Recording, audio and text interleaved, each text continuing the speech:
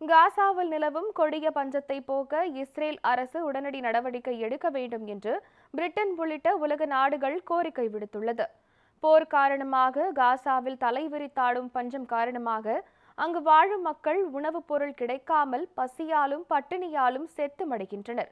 இந்த நிலையில் காசாவில் பட்டினி சாவுகளை தடுக்க இஸ்ரேல் அரசு உடனடி நடவடிக்கை எடுக்க வேண்டும் என்று உலக நாடுகள் வலியுறுத்தியுள்ளது.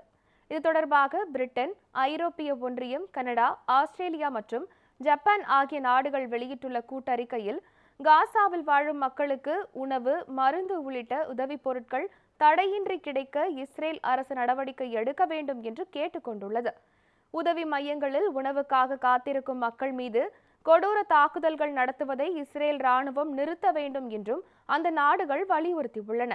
இதனிடையே காசாவின் பல்வேறு குடியிருப்பு பகுதிகளில் இஸ்ரேல் ராணுவம் நடத்திய குண்டுவீச்சு தாக்குதல்களில் ஏராளமான வீடுகள் கடும் சேதமடைந்திருப்பதாக தகவல் வெளியாகியுள்ளது.